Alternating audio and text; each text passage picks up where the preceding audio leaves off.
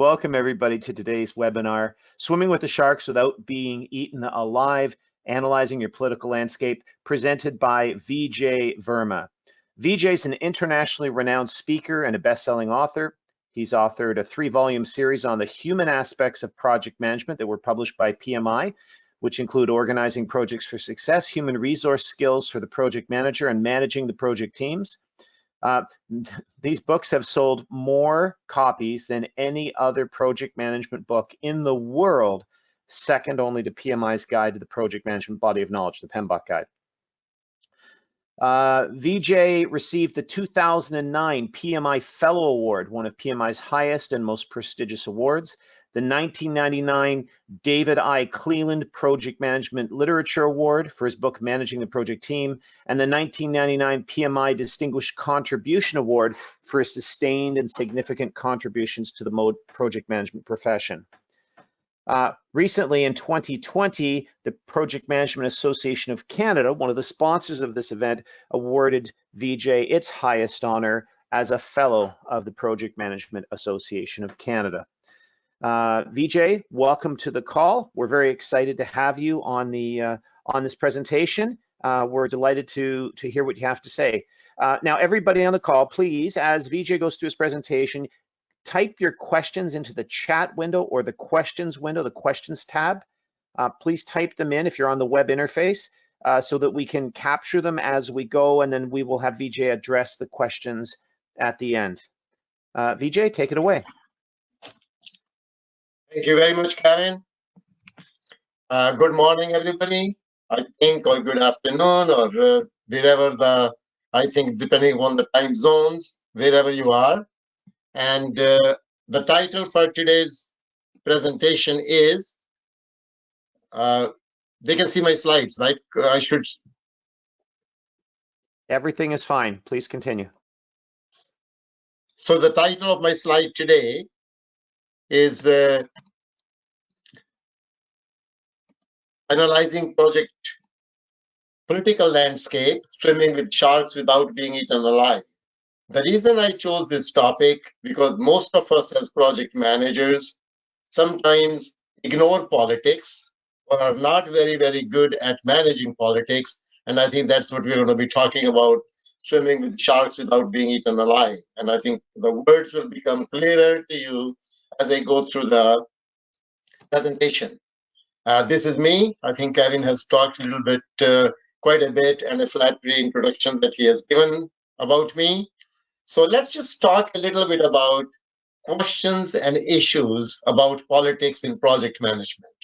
And these are the questions that I have come across whenever I've taught my workshops with many, many participants. And that is the first of all, I think we all have to understand and realize that politics are inevitable in project environments. Whether we like it or we don't like it, politics are going to be there. Though, therefore, ignoring the external and internal politics surrounding your projects can be detrimental.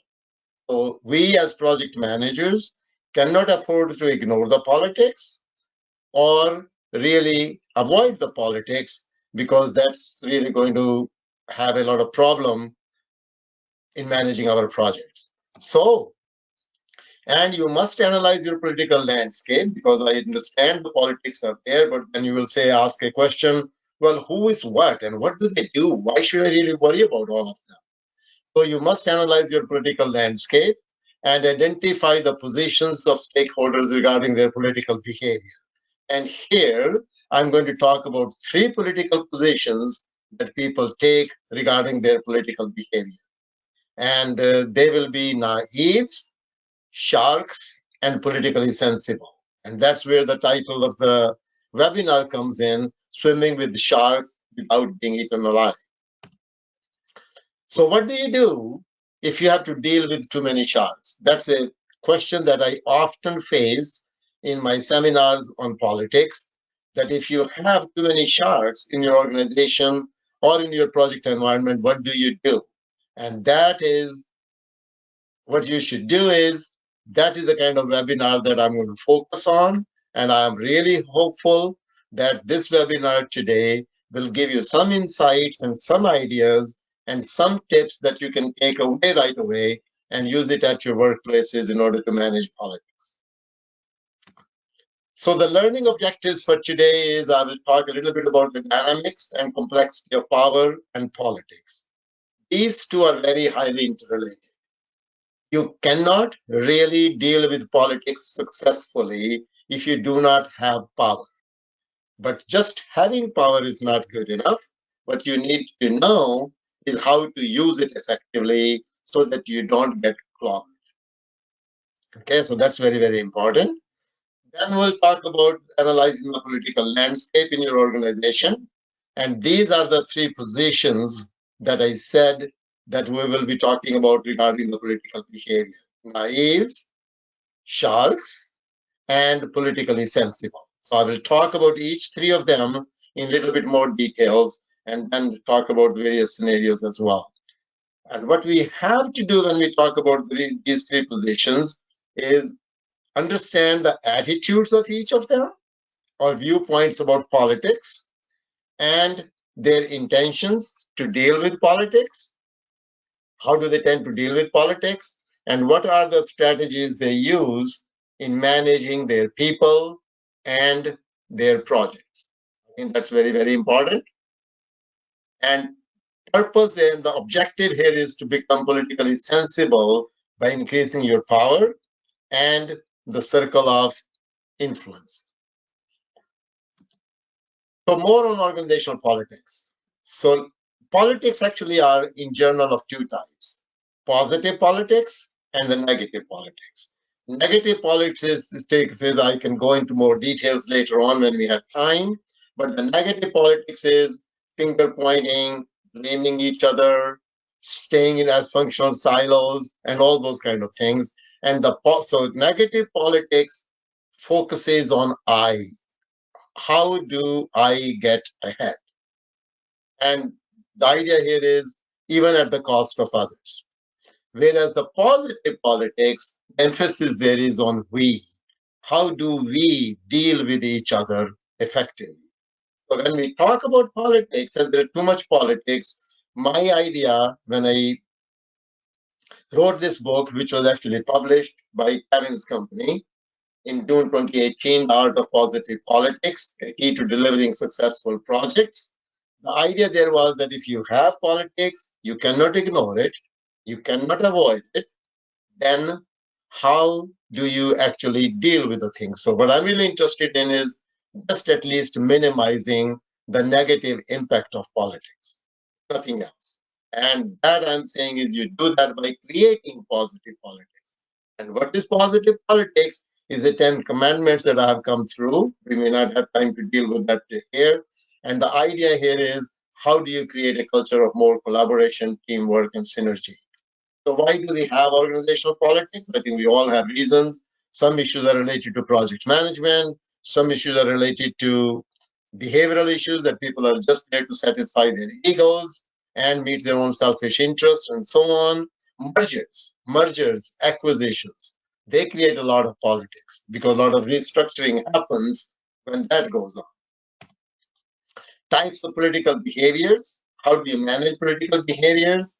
Who engages in negative politics? There's a special breed of people who really try to gain power by unfair means and so on. So there is a special breed of people who really engage in negative politics. And the idea is to identify those people or know at least a little bit about them so that you can deal it accordingly.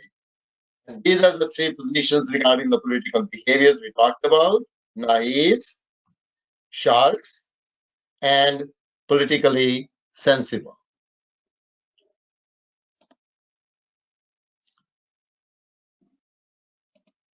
Okay? And what we're going to talk about is what are their attitudes of each of them, what are their intentions to deal with politics, and what are the strategies. So when we talk about that, let's talk a little bit about what do project managers say about politics. So when I have done seminars on this topic, I always ask these questions. What do you think about politics? And the different answers that I've gotten from many, many project managers is politics are hidden and personal agendas. Politics are bad. They shouldn't even be there. It's unpleasant. And some people say, well, politics is a way of life. It is an unspoken rule of getting things done. Some people say politics is all about power struggles, turf wars, empire building. But on the other side, as I said, politics are unspoken rules, unspoken ways to get things done. But also politics is all about relationships, who you know and how well you know. But the politics is about getting what you want to get things done by working through others. So these are just different views about politics that we come across from many people. So let's talk a little bit about what do you do when you are swimming in a pond with sharks. So here I have shown an organizational pond, if you want to call it that way. And these are the three positions people take regarding their political behaviors. Either they are naives, sharks, and politically sensible. And I try to take a C theme in that one. So the sharks are sharks, politically sensible are dolphins, and naives are flounders. If you look into the details, the flounders are the kind of fish who stay at the bottom of the ocean. They are more or less born with their eyes closed. They are very slow. And that is really what the naives are. It's not that they're slow in working, but when I say their eyes are closed, means that they pay little attention of what's going on around in the organization, and they are not as much aware of the politics and undercurrents going related to that. Sharks are the people who are just have they're self-centered, they're selfish, they only want to get things whatever they want. And what I really want you to become after this webinar, stop being naive, don't become sharks, and learn to be politically sensible, which is like dolphins, very agile, very fast, very quick, and they're able to anticipate risks and then take actions in order to make sure that they can really mitigate those risks. So that is what we're going to talk about in more details. We can come back to that one depending upon your chat questions as well. No worries. So let's talk about these three positions that people take regarding their political behavior. Naives, flounders. The viewpoint about politics for them is that politics are bad, negative. It's a waste of time, it's unpleasant, and very undesirable. So they really would say, I would like politics to disappear. So because they have these views about politics, they tend to deal with politics, they ignore politics and avoid politics, and they hope they will disappear. And let me just tell you that politics will not disappear. We will disappear, not the politics. And they condemn politics, but that does not help. How do they manage their people and their projects? They take some kind, even somewhat of a pride in seeing themselves as direct and straight shooters. They say that, look, I'm a straightforward person and I tell everything as it is. There's nothing wrong in that. It's a good idea to be honest and tell things as it is, but you still have to be careful how it is being interpreted by some people, and especially by sharks. They trust their stakeholders too readily. Nothing wrong. You must trust people, but you have to be careful if some people are saying something else and they mean something else, and then you trust in them too much. So just be careful, that's all. They over-depend on processes, tools, and methodology. They just think if something has really been done with the process, through the computer, and that's what the things are, they over-depend on that one. Sometimes those things are not true, okay? And not true only in the sense that you have to understand the meanings and interpretations behind all of those things, and analyze and justify their projects only in tangible costs and benefits. For example, politically sensible people or leaders, as opposed to even managers, will invest enough time and effort to empower their people, to expand the potential of their people. So in the long run, you get lots of intangible benefits because you have increased the potential of your team members, but it is not tangible. And that's what they only talk about, tangible things. Let's talk a little bit about sharks.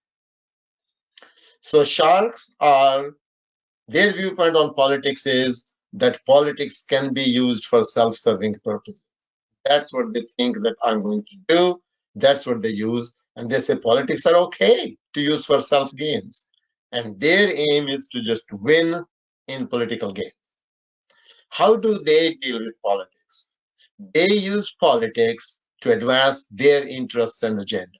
They may be less interested, or their primary interest is on themselves. They use politics to disassociate themselves when projects are in trouble. Now, that's a big thing. We all deal with projects. We all face many, many challenges. And when the projects start getting in trouble, they kind of try to dissociate themselves. Well, I have nothing to do with it. I am not really involved in it too much, and so on. And they use politics to deflect accountability. It's not me, it is somebody else's task. And they use politics for self-promotion and get information and opinion from others, which is nothing wrong in that, but they don't share their opinions and information with others that readily, but they're only interested in getting the information that they can use to advance themselves. What approaches do they use in managing their people and their project? The biggest thing is they manipulate information and they manipulate people. They twist information and ideas to their advantage. They put a different spin. They're excellent spin doctors. Whatever you say, they'll just put a different spin on it so that it looks good from an organizational point of view. They will take credit for others' good ideas so that they can be seen as stars. They feel okay in stealing ideas. They flatter power brokers at the senior management levels to get what they want. Talking badly about others, that's a little bit too much. And they dissociate themselves, as I said before, from the project failures and problems. They blame others, deflect accountability, extract useful information and opinion from others, and they withhold information. What I talk about when we talk about the positive politics, one of the big thing in that one is share information, because the more you share, the more you get. But they try to withhold information as a way of increasing their power. So we said before, after this webinar, I like you to stop being naive, not become sharks. So let's understand how to become politically sensible. Who are those dolphins? Actually, I call them even ninja dolphins, if you're a really, really good politically sensible person. And we'll talk about their viewpoints, how they deal with politics, and what are the main approaches they use in managing their people and their projects. So the politically sensible people, dolphins, think politics is a part of life. Whether we like it or we don't, they're very important and necessary to get things done. And they actually are a natural way to deal with people, because most people, one of the simple truths of life is everybody is looking for what's in it for me.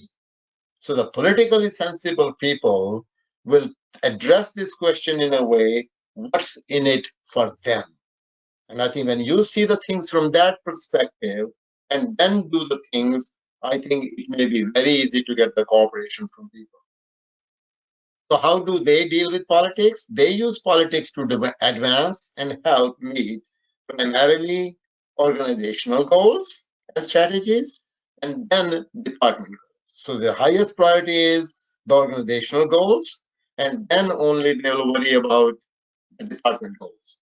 But when they do that, in this process, they really, really understand very well what the sequence of priorities has to be and what are the things they need to focus on. Get into that a little bit.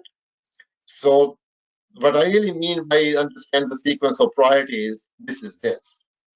So that means if you look at that, so politically sensible people use politics to further first organizational strategies and goals, then department goals, because if they are really working in a matrix organization and they're assigned to a project, so after the project is finished, they have to go back to their home department before they get assigned to another project and so on, right? So that's why they worry about the department goals as well, but the top priority is the organizational strategies and goals. And then comes the project goals, and then the personal goals. If you look at that, sharks just stay at the personal goals level. Naives are at the project goals level. Means they always worry about my project. So they're always asking for more and more resources, otherwise my project will fall behind. Okay? Whereas the politically sensible people are in this range, so they don't focus more on project goals, they only focus on these two things. And what they really need to talk about the project is they're very, very good in aligning their project goals and benefits to the organizational strategies first and then to department goals. So they're very good, they're very articulate in looking at the project benefits, and instead of talking about their project, they always are aligning it to how does my project help meet organizational goals. If I am stuck and I am looking for and I'm requesting one more programmer, they come up with full justification how by adding one programmer to their project will really advance the project to meet organizational goals and strategies faster and with a better quality. So how do the politically sensible people, what is their approach in managing their people and their projects? Well, they increase their informal power. And they use power mostly in an informal way by communicating effectively. We all know there are two types of power, formal and informal. Formal power is what you're given based upon your status in the organizational chart. And the informal power is what you earn based upon your knowledge, experience, and expertise. So they try to increase their informal powers. And what are those informal powers? Let me just give you some idea on those as well. These are the informal powers. Legitimate power, reward power, courtship power, referent power, expert power, information power, network power, and persuasion power. And what are they? You can see that only the three first powers, legitimate power, is formal, and the reward power and coercive power comes with it, and the rest of the powers are all informal. So they focus on really working on their and using their informal powers.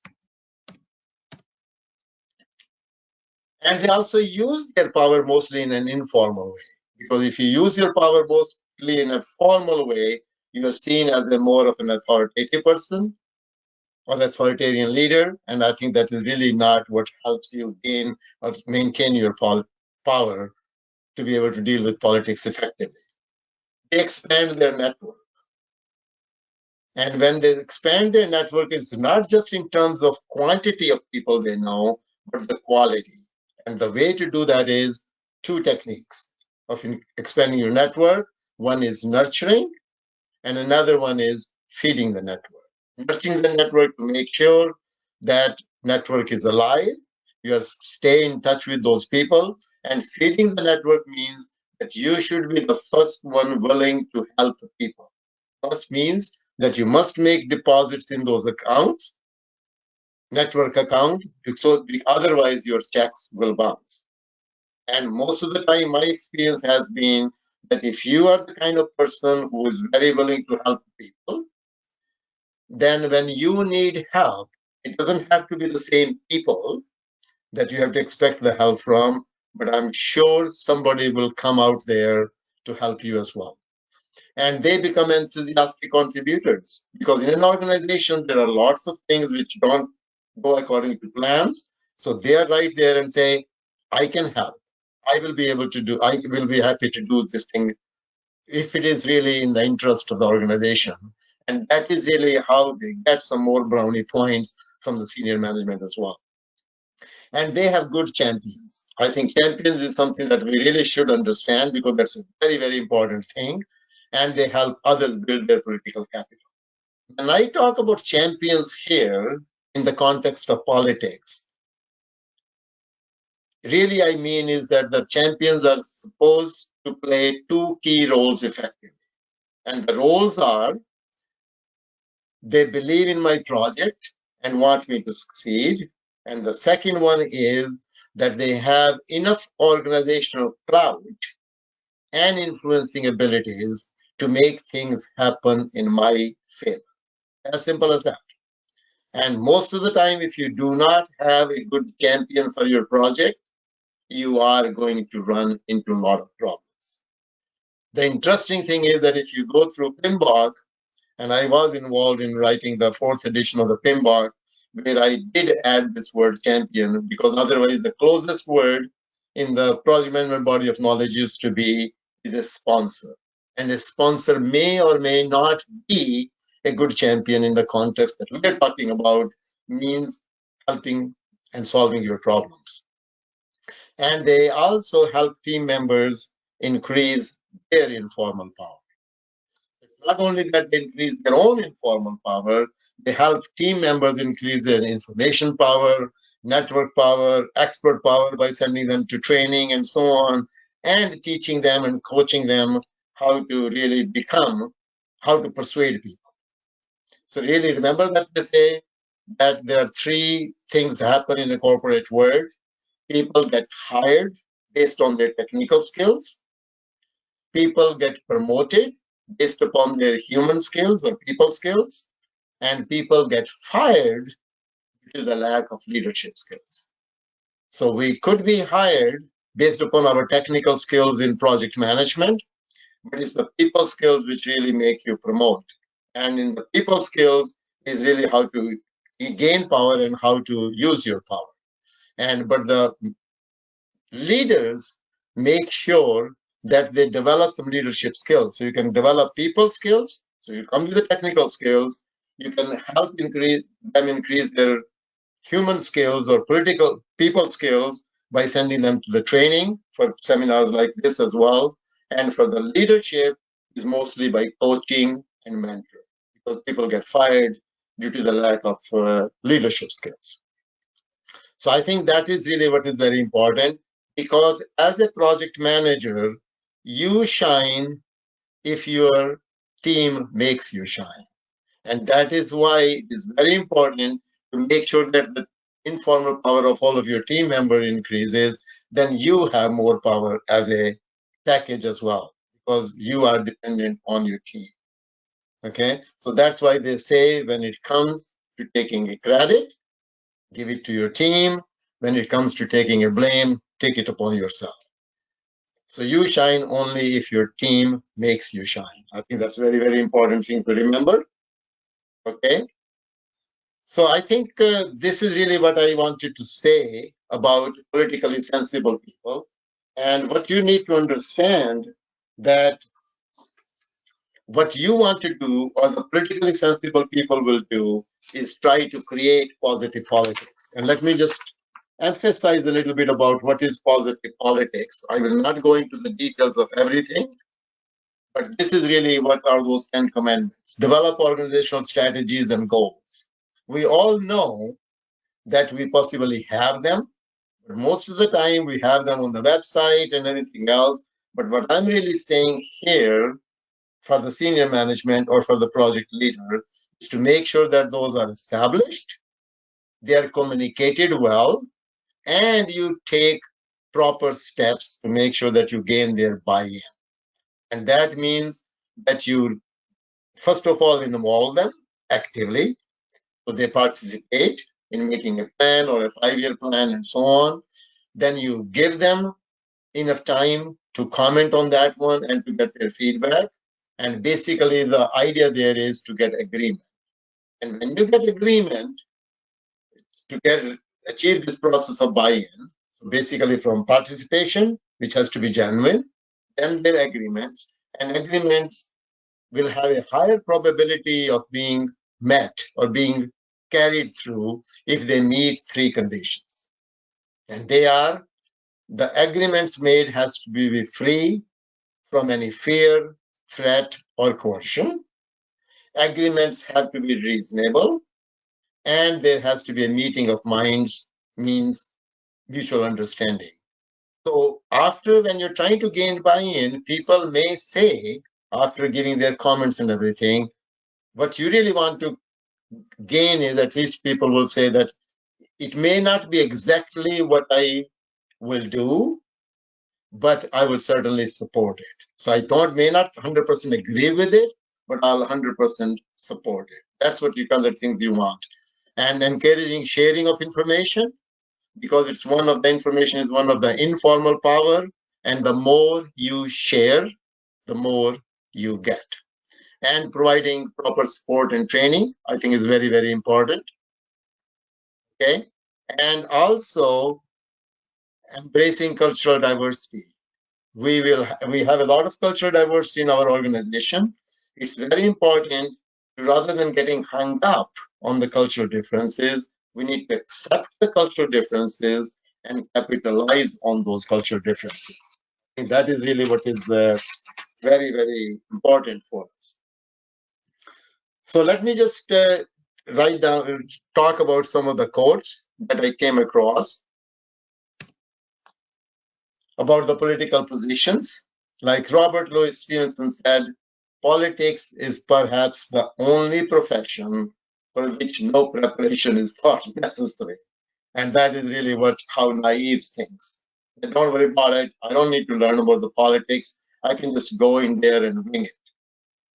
And Robin Sharma, I like this quote very much. That people who hurt others have themselves been hurt. People who do not love themselves cannot show love to others, and people who do not have any self-respect have no idea how to give respect to others. And I like the one that politically sensible people should focus on. Satisfaction lies in the effort, not in the thing. So it's not necessarily that I have become politically the best, but the important thing is to start learning, put in your effort. And one of the things is, in this webinar, we talked about how to analyze the political landscape. So invest some effort and time into that one, because once you put your full effort, you are likely to get the full victory as well. Okay? So I think that is the things which are very, very important. And we need to understand also, why do we have politics? I think that's, so what I really talked about is, if I can go back to the learning objectives. So we have talked about the complex dynamics and complexity of power and politics. Power and politics are interrelated. If you do not have enough power, you will not be able to manage or deal with politics. But when you talk about power, there are 2 things. A, you have to have power, and you have to know how to use it effectively. About the power, the more power you have and you know how to use it effectively, better you are able to get the job done. And now, relating power and politics, actually what politics is about seeking power. And that's what I talk about in my workshop as well, seeking power, and then seeking power, acquiring power, and maintaining power. And maintaining power really comes about how you use your politics most effectively. Okay, so I think, and then we talked about the 3 political positions regarding the political behaviors, and which are the naive, sharks, and politically sensible. And my suggestion is, stop being naive, don't become sharks, and learn to be politically sensible by using the techniques that we talked about, and understand the attitude and intentions of each of them, and become politically sensible. That gives by increasing your power and the circle of influence. So I just wanted to share with you, actually there will be some questions I'm sure later on as well, that these are some more webinars that I'll be giving, which are organized by Procept Associates. This is the first one that we are talking about, March 24th, Analyze Your Political Landscape. Then on April 21st, we'll be managing a multi-generational workforce, because we all are realizing it now that there is a multi-generational workforce. There is more and more millennials are coming into the workforce, and some of us who are baby boomers find challenges in dealing with millennials because they have a different way of thinking, their priorities are different, they have a different way of communicating, which we may not agree with, but that's the way it is. So it is very important when you're really working, baby boomers, millennials, and next generation working together, how do you really achieve cohesiveness and make the high performance teams? And then in May, we'll have a manager's guide to developing trust and synergy, because I really believe trust and synergy are both very, very important in getting things done. And then creating self-motivated project team, which is on June 23rd. And in September, there's nothing in July and August, the summer months. And then we'll have a leader or a manager, the art of balancing both to achieve success. And we have some other topics that we're discussing about. And then no decision has been made about the dates, but we'll think about it, and we may put these topics as well. So if you have some chance and you look at these topics, you can just contact Procept Associates, Kevin, and show your interest, and then we'll try to develop these webinars as well and schedule them. All of these webinars can also be presented as a half-day to one-day workshop. And if you are interested, please contact Procept Associates to organize these workshops, and we'll be more than happy to meet all your requirements as an organization as far as the dates are concerned and the contents are concerned.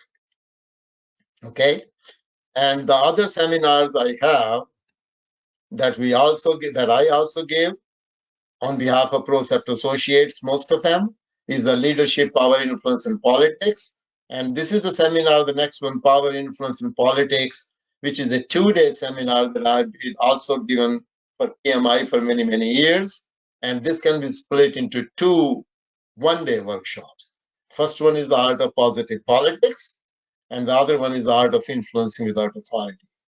And the leader or a manager, Negotiating with Confidence. So some of these titles that you saw were also there in the webinars as well. That's what we are trying to do. And if you have any interest in any of those things, please contact Kevin at Procept Associates, and he'll be more than happy to find out how we can really work together with you and provide the type of information that your managers or project managers and supervisors need. So I think I could stop here, and I'll be happy to answer any questions. I think, Kevin, you can look at those ones, any questions that you have. If you would please just read it to me, and I'll be more than happy to answer those questions. Perfect. Thank you very much, Vijay. Very enlightening presentation. Okay, everybody, now's your time to enter your questions into the chat window or the questions window. Go ahead and type them there. While we're waiting for those questions to come up, I just wanted to note that today's presentation was sponsored by the Project Management Association of Canada and IPMA Young Crew Canada. IPMA Young Crew Canada, which is an organization for project managers or those wanting to become project managers who are 35 years of age or under.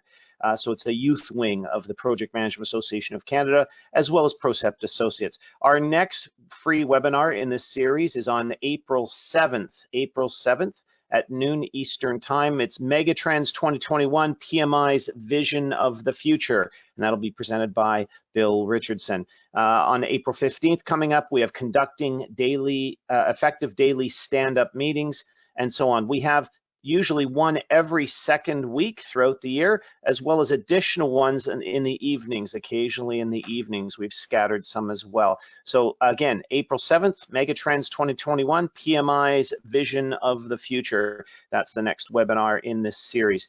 Okay, we do have a question. Vijay, Yes. somebody asked somebody messaged me in the chat window privately, why do dolphins need informal power?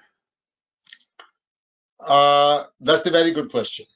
Very good questions. Actually, whenever you try to become politically sensible, you should focus on your informal powers because, and let me just list those powers for you again so that we remember them. These were the powers. So let's forget about the first three powers because that's all formal. All these things are informal powers because if you look at these informal powers, there are four main advantages of informal power. The first one is no one can take that away from you.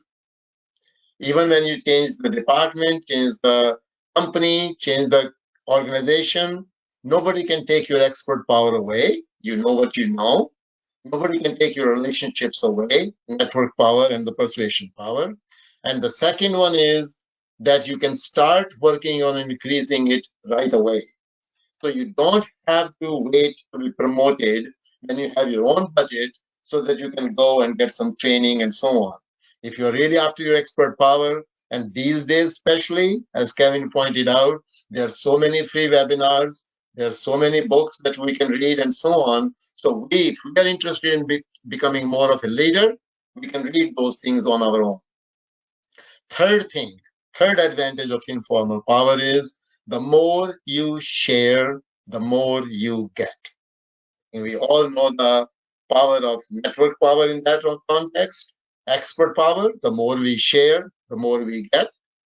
And the fourth one, which is really, really a very powerful advantage, and that is that if you have a strong foundation of informal power, means that you know how to have some leadership skills, expert power, information power, network power, persuasion power, and you have all five of them.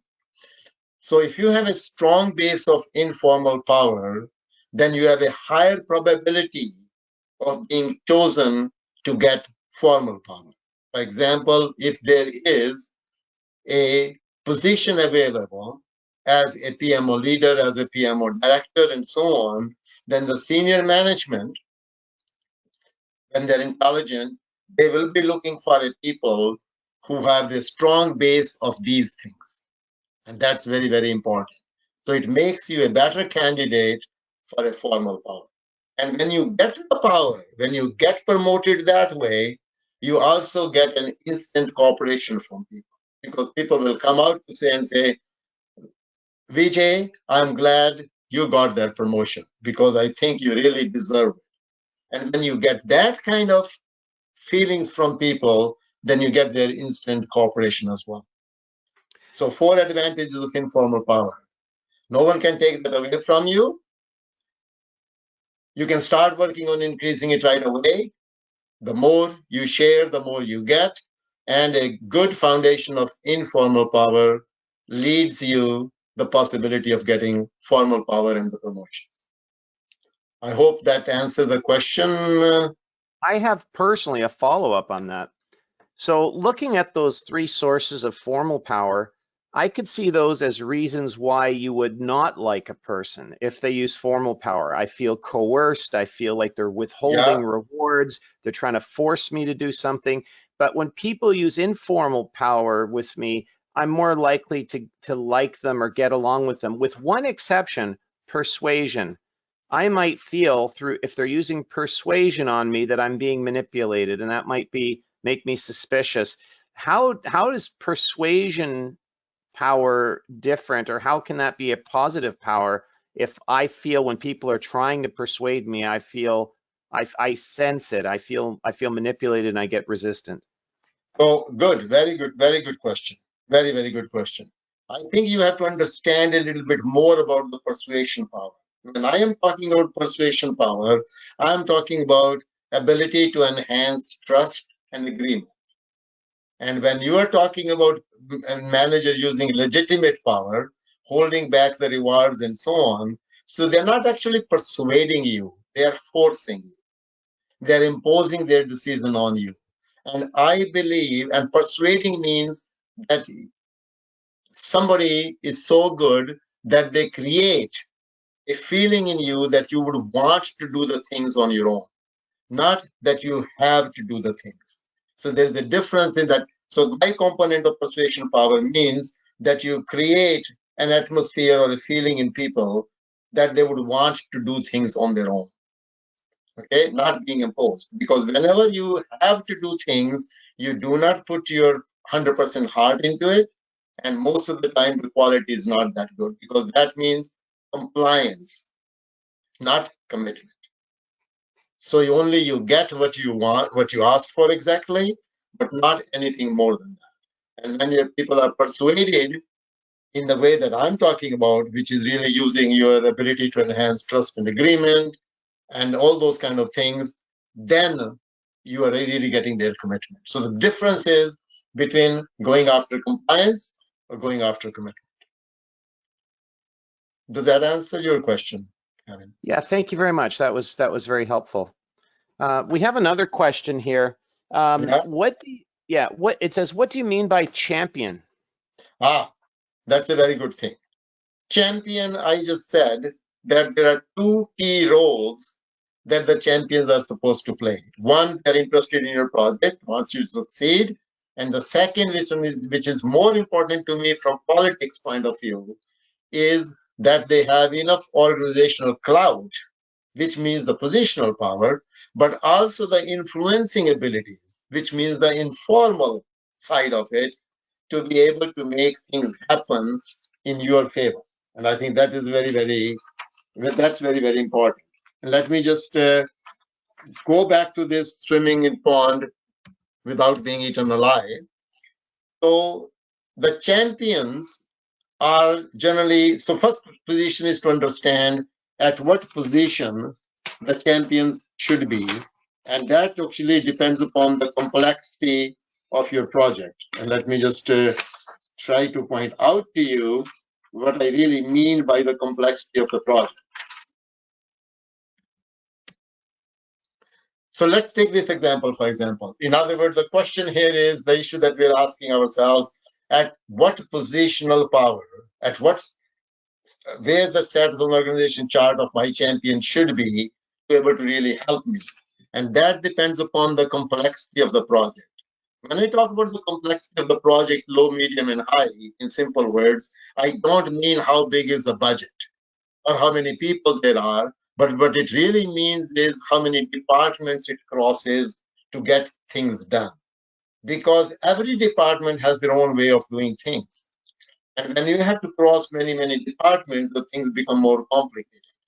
So if you have a project manager B with a kind of this medium complexity, then you need a champion somewhat at this minimum level. If you have a champion only at this level, the shark will eat up the champion as well as you.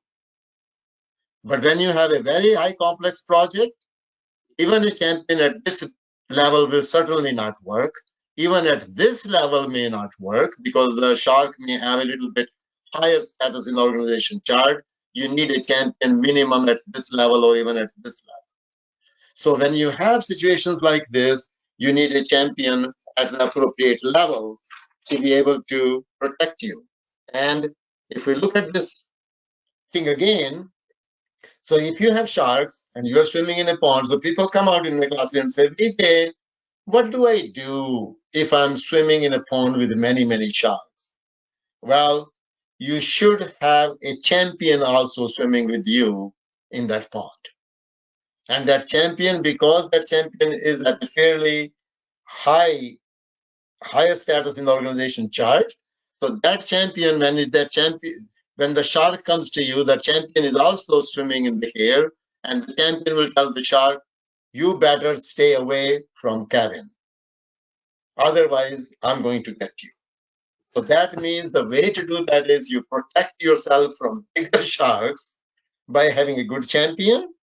And whereas the smaller sharks, which I call them baby sharks you can take care by yourself by having ground rules and enforce them.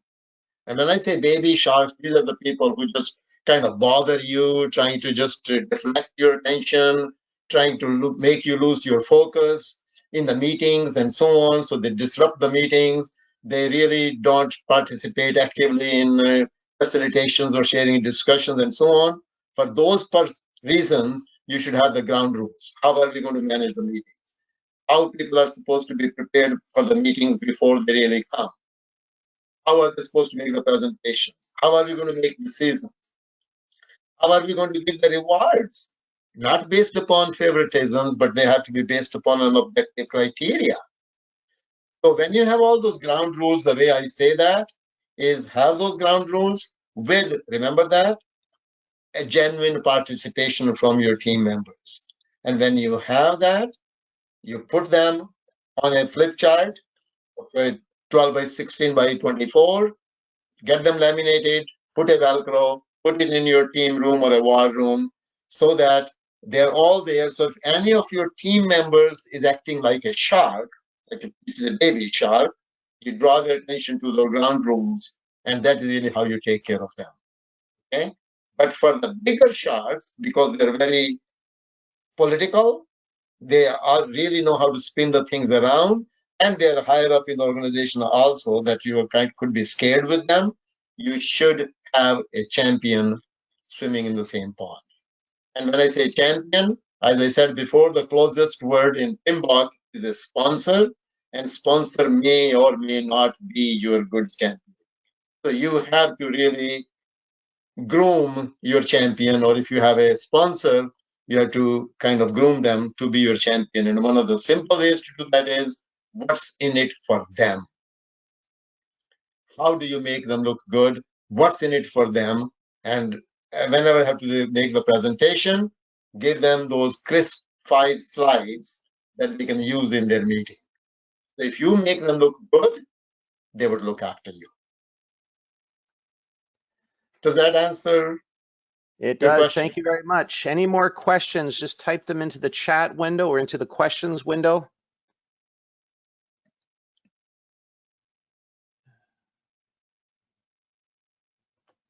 Go ahead, just type them in the chat window or the questions window on the web interface, and we'll be able to. We still have a few minutes.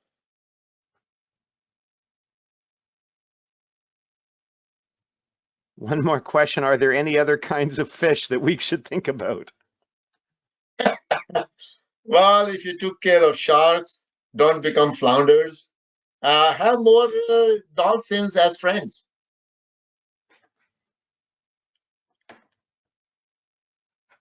Okay, another comment. Maybe anybody can suggest me. When I was actually writing my book on the art of positive politics, I thought it would be interesting to take the sea themes, and that's why I came up with these words of dolphins and flounders. So there was a question or a comment, not necessarily a question. Somebody said, it seems that sharks always end up at the top of the organization. They may or may not.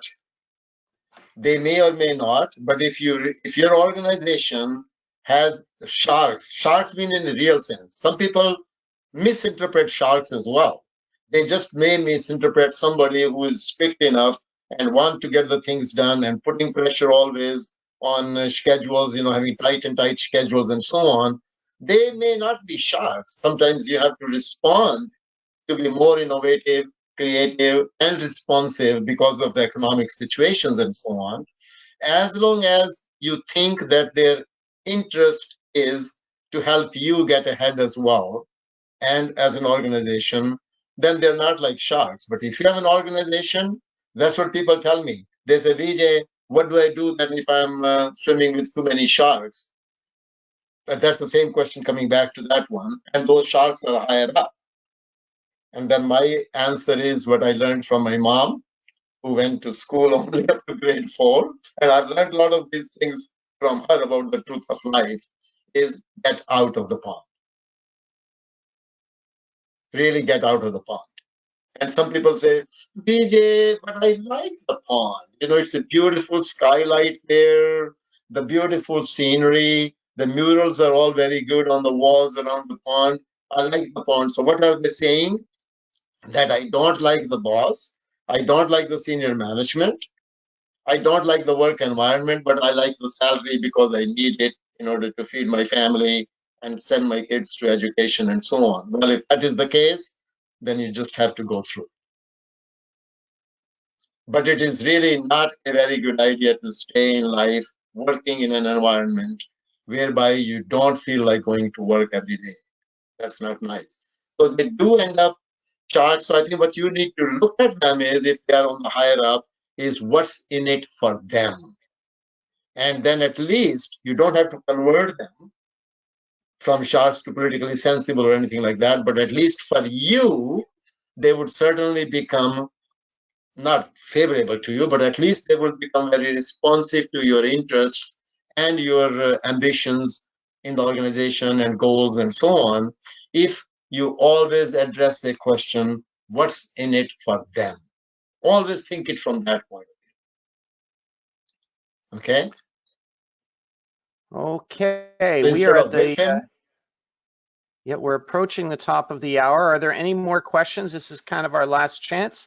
Just type them into the chat window or the questions window. Any questions for Mr. Verma based on his presentation?